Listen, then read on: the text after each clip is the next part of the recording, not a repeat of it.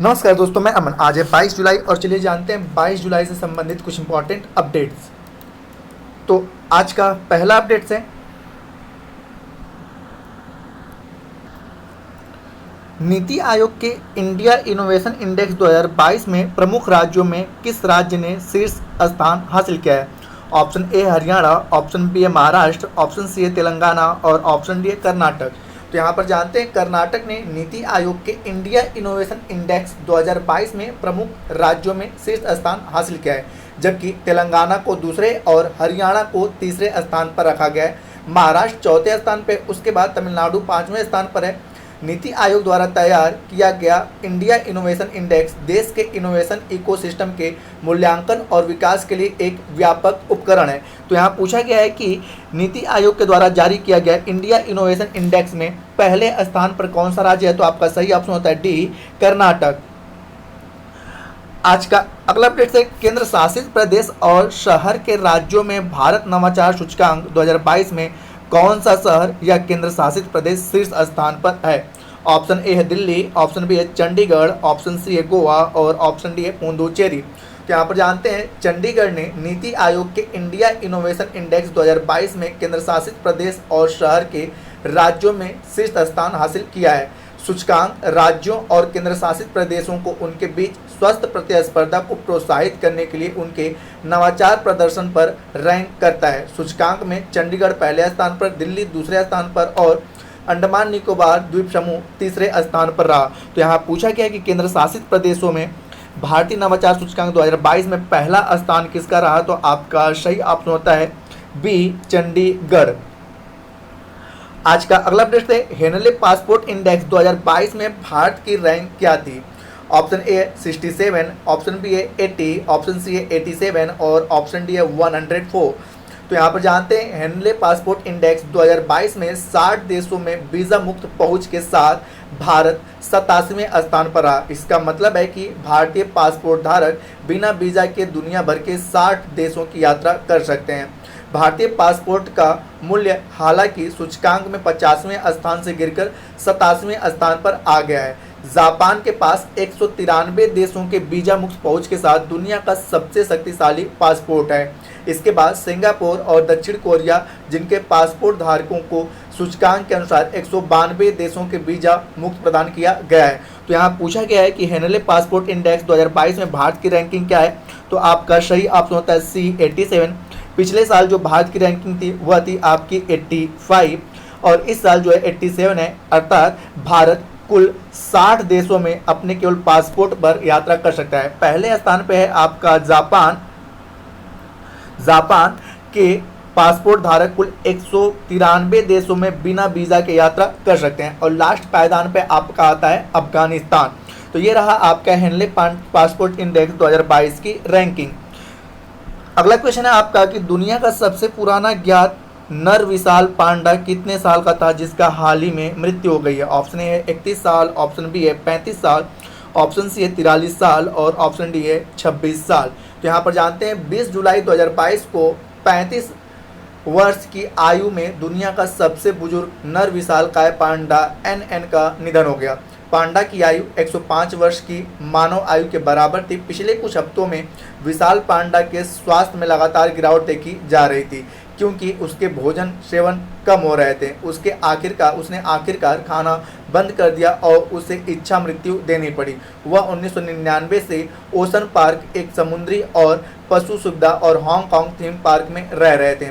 दुनिया का सबसे उम्रदराज महिला विशाल पांडा जिया थी, जिसकी 2016 में 38 वर्ष की आयु में निधन हो गई। तो यहाँ पूछा गया है कि दुनिया का सबसे विशालकाय नर पांडा जिसका कि हाल ही में निधन हुआ वह कितने साल का था। तो आपका सही ऑप्शन होता है बी, 35 वर्ष। और वहीं पर अगर आपसे पूछ दे कि सबसे विशालकाय मादा पांडा जिसकी कि 2016 में मृत्यु हुई उसकी आयु कितनी थी, तो वह 38 वर्ष की आयु में मरी। ठीक है, तो यहाँ पे पूछा गया नर पांडा के बारे में जिसका हाल ही में निधन हुआ, तो यह 35 साल का था। और यहाँ यह बेसिक तौर पे हांगकांग के थीम पार्क, ओशन पार्क जो कि हांगकांग में पड़ता है, वहाँ पर यह रह रहे थे। आज का अगला अपडेट है कौन सा राज्य वाहन स्थान ट्रैकिंग डिवाइस को आपातकालीन प्रतिक्रिया समर्थन प्रणाली से जोड़ने वाला भारत का पहला राज्य बन गया है। ऑप्शन ए है उत्तराखंड, ऑप्शन बी है सिक्किम, ऑप्शन सी है अरुणाचल प्रदेश और ऑप्शन डी है हिमाचल प्रदेश। तो यहाँ पर जानते हैं Himachal Pradesh vehicle location tracking device को इमरजेंसी स्पॉटिंग सपोर्ट सिस्टम से जोड़ने वाला भारत का पहला राज्य बन गया है। अब आपका व्हीकल लोकेशन ट्रैकिंग डिवाइस से लैस सभी पंजीकृत वाणिज्यिक वाहनों को जोड़ा जाएगा। इस मैकेनिज्म के जरिए कहीं से भी वाहन को ट्रैकिंग किया जा सकता है। तो यहाँ पूछा गया है कि व्हीकल ट्रैकिंग डिवाइस को आपातकालीन के समय में जोड़ने वाला भारत का पहला राज्य कौन बन गया है? तो आपका सही ऑप्शन होता है डी, हिमाचल प्रदेश। आज का अगला प्रश्न है, नवीनतम फिक्की सर्वेक्षण के अनुसार भारतीय अर्थव्यवस्था के वित्त वर्ष 2022-23 में कितना विस्तार होने की उम्मीद है? ऑप्शन ए 7%, ऑप्शन बी है 6%, ऑप्शन सी है 6.8% और ऑप्शन डी है 8.4%। तो यहाँ पर जानते हैं federation of India chambers of commerce and industry ने 20 जुलाई 2022 को अपना तिमाही सर्वेक्षण जारी किया। फिक्की के सर्वेक्षण में चेतावनी दी गई है कि यूक्रेन युद्ध मुद्रास्फीति को उच्च बनाए रखने और उपभोक्ता मांग को कम करने की संभावना है। सर्वेक्षण ने वित्तीय वर्ष 2022-23 में भारत के विकास का अनुमान को घटाकर 7% कर दिया, जो कि पिछले साल 7.4% था और आरबीआई 7.2% के अनुमान से भी क्या था, कम था। तो यहाँ पूछा गया है कि फिक्की ने भारतीय अर्थव्यवस्था का विस्तार दर चालू वित्तीय वर्ष 2022-23 में कितना अनुमान लगाया है? तो आपका सही ऑप्शन होता है ए 7%, जबकि पिछले साल अनुमान लगाया गया था 7.4%। आज का अगला अपडेट है, नील आर्मस्ट्रांग और बज एल्ड्रिन ने चंद्रमा की सतह को कब छुआ और चंद्रमा पर उतरने वाले पहले इंसान बने? ऑप्शन ए है आपका 15 जुलाई, ऑप्शन बी 18 जुलाई, ऑप्शन सी है 19 जुलाई और ऑप्शन डी है 20 जुलाई। यहाँ पर जानते हैं अंतर्राष्ट्रीय चंद्रमा दिवस 20 जुलाई को उस ऐतिहासिक दिन के उपलक्ष्य में मनाया जाता है जब नील आर्मस्ट्रांग और एडविन बज एल्ड्रिन चंद्रमा पर उतरने वाले पहले इंसान बने। ऐतिहासिक लैंडिंग 20 जुलाई 1969 को हुई थी। वे ट्रैंक्विलिटी के सागर में उतरे थे। अपोलो 11 के केप कैनेडी से 16 जुलाई 1969 को प्रक्षेपित किया गया था और 4 दिन बाद इस वंश की शुरुआत हुई। तो यहाँ पे पूछा गया है कि नील आर्मस्ट्रांग और बज एल्ड्रिन चंद्रमा की सतह पर कब उतरे? तो आपका सही ऑप्शन होता है डी 20 जुलाई। और क्योंकि आपने पता है वर्ष 2011 में यह घोषणा किया गया कि प्रत्येक वर्ष 20 जुलाई को अंतर्राष्ट्रीय चंद्रमा दिवस मनाया जाएगा, क्योंकि इसी दिन 20 जुलाई को 1969 को Neil Armstrong and Buzz Aldrin चंद्रमा की सतह पर उतरे थे। आज का अगला प्रश्न है, भारत ने किस देश के साथ मिलकर ग्रीन स्ट्रेटेजिक पार्टनरशिप शुरू की है? ऑप्शन आपका ए है जर्मनी, ऑप्शन बी है आपका यूनाइटेड किंगडम, ऑप्शन सी है आपका संयुक्त राज्य अमेरिका और ऑप्शन डी है आपका डेनमार्क। तो यहाँ पर जानते हैं भारत ने डेनमार्क के साथ मिलकर ग्रीन स्ट्रेटेजिक पार्टनरशिप की शुरुआत की है। भारत ने जलवायु परिवर्तन के खिलाफ लड़ाई के लिए डेनमार्क के साथ अपने साझेदारी के रूप में हरित रणनीतिक साझेदारी शुरू की है। यह राजनीतिक सहयोग को आगे बढ़ाने, आर्थिक संबंधों और हरित विकास का विस्तार करने, नौकरी के सृजन और पेरिस समझौते और संयुक्त राष्ट्र सतत विकास लक्ष्यों के महत्वाकांक्षी कार्यान्वयन पर ध्यान देने के साथ साथ वैश्विक चुनौतियों और अवसरों को संबोधित करने पर सहयोग को मजबूत करने के लिए पारस्परिक रूप से लाभकारी व्यवस्था है। तो यहाँ पूछा गया है कि भारत ने किस देश के साथ मिलकर ग्रीन यानी कि हरित स्ट्रेटेजिक पार्टनरशिप की शुरुआत की है? तो आपका सही ऑप्शन होता है डी, डेनमार्क।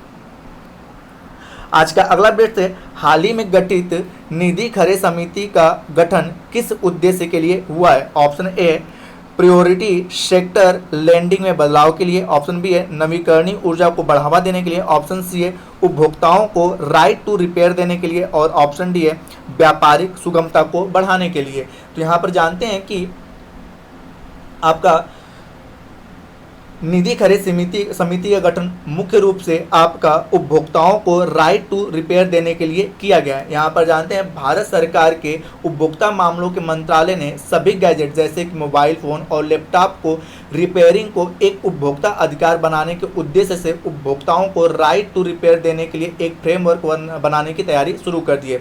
इसके लिए निधि खरे की अध्यक्षता में एक समिति का गठन किया गया है जो राइट टू रिपेयर पर अपनी सिफारिश देगी। तो यहाँ पूछा गया है कि निधि खरे समिति का गठन किस उद्देश्य से किया गया है, तो आपका सही ऑप्शन होता है सी, उपभोक्ताओं के राइट टू रिपेयर देने के लिए।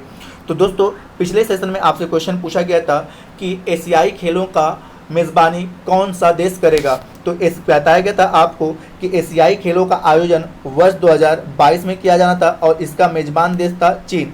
कोरोना के चलते ठीक है इसको पोस्टपोन करके वर्ष 2023 में कर दिया गया है और वर्ष 2023 में ही इसका मेज़बान देश कौन है, आपका चीन है। तो जिन्होंने भी सही उत्तर बताया उनके लिए बधाई। अब आज का क्वेश्चन है कि चंद्रमा दिवस अंतर्राष्ट्रीय चंद्रमा दिवस कब मनाया जाता है।